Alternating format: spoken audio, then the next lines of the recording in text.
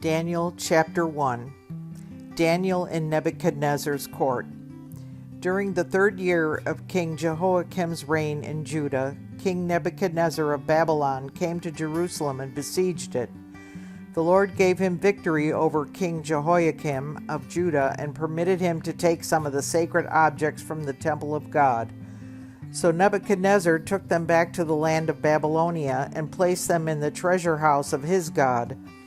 Then the king ordered Ashpenaz, his chief of staff, to bring the palace of some of the young men of Judah's royal family and other noble families who had been brought to Babylon as captives. Select only strong, healthy, and good-looking young men, he said. Make sure they are well-versed in every branch of learning, are gifted with knowledge and good judgment, and are suited to serve in the royal palace. Train these young men in the language and literature of Babylon.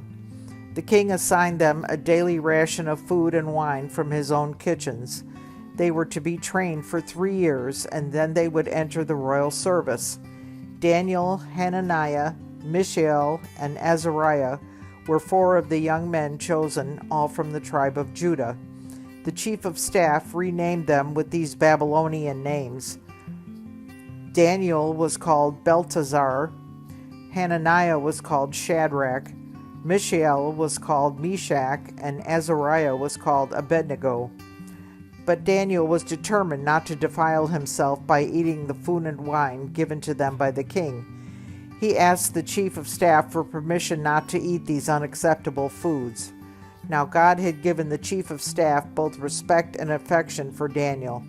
But he responded, I'm afraid of my lord the king, who has ordered you to eat this food and wine. If you become pale and thin compared to the other youths your age, I am afraid the king will have me beheaded. Daniel spoke with the attendant who had been appointed by the chief of staff to look after Daniel, Hananiah, Mishael, and Azariah. Please test us for 10 days on a diet of vegetables and water, Daniel said. At the end of the 10 days, see how we look compared to the other young men who are eating the king's food. Then make your decision in light of what you see. The attendant agreed to Daniel's suggestion and tested them for 10 days. At the end of the 10 days, Daniel and his 3 friends looked healthier and better nourished than the young men who had been eating the food assigned by the king. So after that, the attendant fed them only vegetables instead of food and wine provided for the others. God gave these 4 young men an unusual aptitude for understanding every aspect of literature and wisdom, and God gave Daniel the special ability to interpret the meanings of visions and dreams. When the training period ordered by the king was completed, the chief of staff brought all the young men to King Nebuchadnezzar. The king talked with them, and no one impressed him as much as Daniel, Hananiah, Mishael, and Azariah. So they entered the royal service. Whenever the king consulted them in any matter requiring wisdom and balanced judgment, he found them 10 times more capable than any of the magicians and enchanters in his entire kingdom. Daniel remained in the royal service until the 1st year of the reign of King Cyrus. Daniel chapter 2. Nebuchadnezzar's dream. One night during the 2nd year of his reign, Nebuchadnezzar had such disturbing dreams that he couldn't sleep. He called in his magicians, enchanters, sorcerers, and astrologers, and he demanded that they tell him what he had dreamed. As they stood before the king, he said, I have had a dream that deeply troubles me, and I must know what it means. Then the astrologers answered the king in Aramaic, Long live the king! Tell us the dream, and we will tell you what it means. But the king said to the astrologers, I am serious about this. If you don't tell me what my dream was and what it means, you will be torn limb from limb, and your houses will be turned into heaps of rubble. But if you tell me what I dreamed and what the dream means, I will give you many wonderful gifts and honors. Just tell me the dream and what it means. They said again, Please, your majesty, tell us the dream, and we will tell you what it means. Then the king replied, I know what you are doing. You are stalling for time, because you know I am serious when I say, if you don't tell me the dream, you are doomed. So you have conspired to tell me lies, hoping I will change my mind. But tell me the dream, and then I'll know you can tell me what it means." The astrologers replied to the king, "No one on earth can tell the king his dream, and no king, however great and powerful, has ever asked such a thing of any magician, enchanter, or astrologer.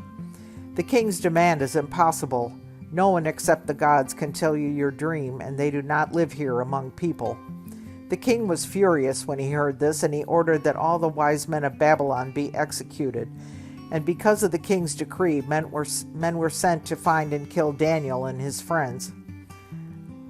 When Arioch, the commander of the king's guard, came to kill them, Daniel handled the situation with wisdom and discretion. He asked Arioch, "Why has the king issued such a harsh decree?" So Arioch told him all that had happened. Daniel went at once to see the king and requested more time to tell the king what the dream meant. Then Daniel went home and told his friends Hananiah, Mishael, and Azariah what happened. He urged them to ask the God of heaven to show them his mercy by telling them the secret so they would not be executed along with the other wise men of Babylon. That night the secret was revealed to Daniel in a vision.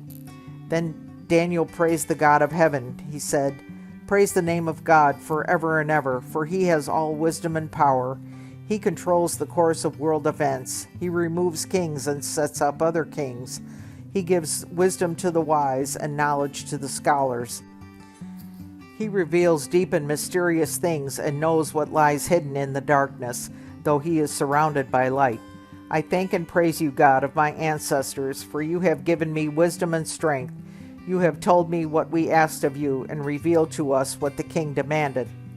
Daniel interprets the dream.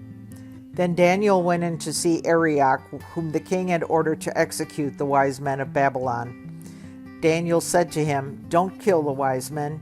Take me to the king, and I will tell him the meaning of his dream."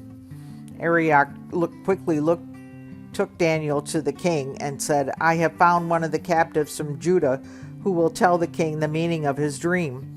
The king said to Daniel, also known as Belteshazzar, "Is this true? Can you tell me what my dream was and what it means?"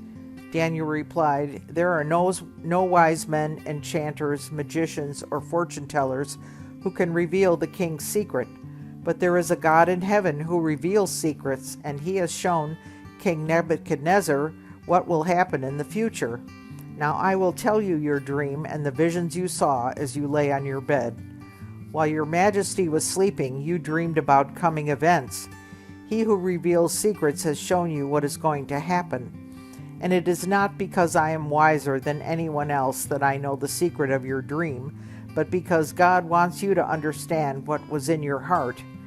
In your vision, your majesty, you saw standing before you a huge shining statue of a man. It was a frightening sight. The head of the statue was made of fine gold, its chest and arms were silver, its belly and thighs were bronze, its legs were iron, and its feet were a combination of iron and baked clay. As you watched, a rock was cut from a mountain, but not by human hands. It struck the feet of iron and clay, smashing them to bits. The whole statue was crushed into small pieces of clay, bronze, silver, and gold. Then the wind blew them away without a trace, like chaff on a threshing floor. But the rock that knocked the statue down became a great mountain that covered the whole earth. That was the dream. Now we will tell the king what it means. Your Majesty, you are the greatest of kings. The God of heaven has given you sovereignty, power, strength, and honor. He has made you the ruler over all the inhabited world, and has put even the wild animals and the birds under your control. You are the head of gold. But after your kingdom comes to an end, another kingdom inferior to yours will rise to take your place. After the kingdom has fallen, yet a third kingdom, represented by bronze, will rise to rule the world. Following that kingdom, there will be a fourth one, as strong as iron. That kingdom will smash and crush all previous empires, just as iron smashes and crushes everything it strikes. The feet and toes you saw were a combination of iron and baked clay, showing that this kingdom will be divided. Like iron mixed with clay, it will have some of the strength of iron. But while some parts of it will be as strong as iron, other parts will be as weak as clay. This mixture of iron and clay also shows that these kingdoms will try to strengthen themselves by forming alliances with each other through intermarriage, but they will not hold together, just as iron and clay do not mix.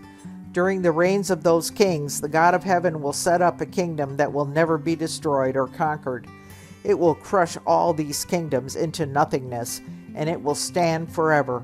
That is the meaning of the rock cut from the mountain, though not by human hands, that crushed to pieces the statue of iron, bronze, clay, silver, and gold.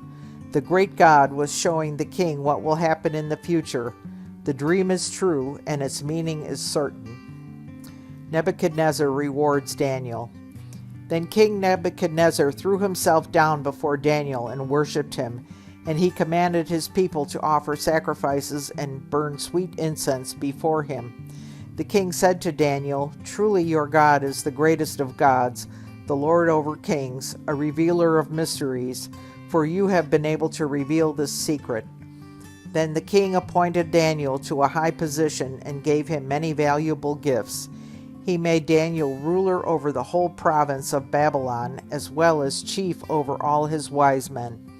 At Daniel's request, the king appointed Shadrach, Meshach, and Abednego to be in charge of all the affairs of the province of Babylon, while Daniel remained in the king's court. Daniel chapter 3. Nebuchadnezzar's gold statue. King Nebuchadnezzar made a gold statue 90 feet tall and 9 feet wide, and set it up on the plain of Dura in the province of Babylon. Then he sent messages to the high officers, officials, governors, advisors, treasurers, judges, magistrates, and all the provincial officials to come to the dedication of the statue he had set up. So all these officials came and stood before the statue King Nebuchadnezzar had set up.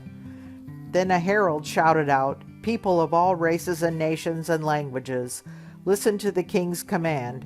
When you hear the sound of the horn, flute, zither, lyre, harp, pipes, and other musical instruments, bow to the ground to worship King Nebuchadnezzar's gold statue. Anyone who refuses to obey will be immediately thrown into a blazing furnace."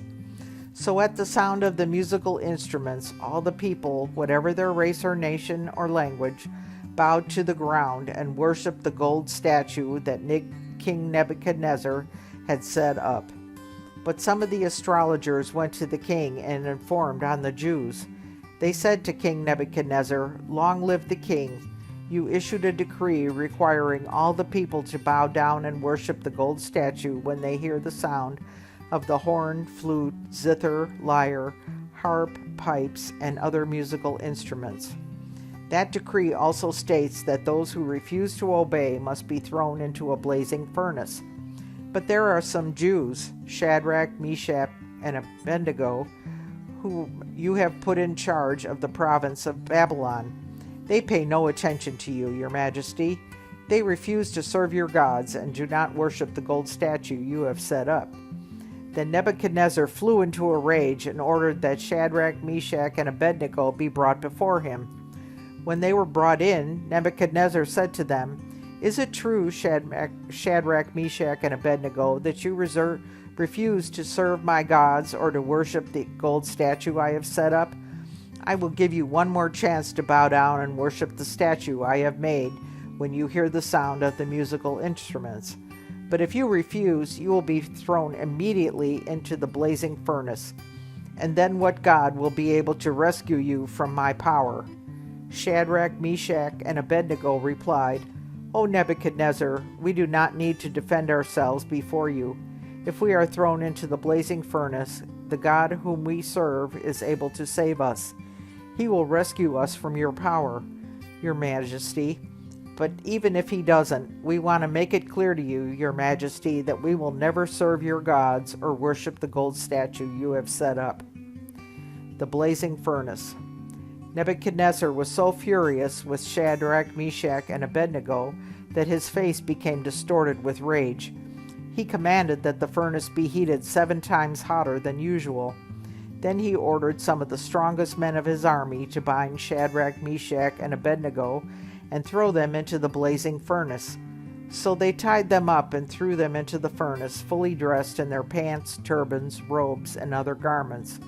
And because the king, in his anger, had demanded such a hot fire in the furnace, the flames killed the soldiers as they threw the 3 men in. So Shadrach, Meshach, and Abednego, securely tied, fell into the roaring flames. But suddenly Nebuchadnezzar jumped up in amazement and exclaimed to his advisers, "Didn't we tie up 3 men and throw them into the furnace?" "Yes, Your Majesty, we certainly did," they replied. "Look," Nebuchadnezzar shouted, "I see 4 men, unbound, walking around in the fire unharmed, and the 4th looks like a god." Then Nebuchadnezzar came as close as he could to the door of the flaming furnace and shouted, "Shadrach, Meshach, and Abednego, servants of the Most High God, come out, come here." So Shadrach, Meshach, and Abednego stepped out of the fire. Then the high officers, officials, governors, and advisers crowded around them and saw that the fire had not touched them. Not a hair on their heads was singed, and their clothing was not scorched. They didn't even smell like smoke. Then Nebuchadnezzar said, "Praise to the God of Shadrach, Meshach, and Abednego. He sent his angel to rescue his servants who trusted in him. They defied the king's command and were willing to die rather than serve or worship any god except their own God. Therefore I make this decree: if any people, whatever their race or nation or language, speak a word against the God of Shadrach, Meshach, and Abednego, they will be torn limb from limb, and their houses will be turned into heaps of rubble. There is no God who can rescue like this." Then the king promoted Shadrach, Meshach, and Abednego to even higher positions in the province of Babylon.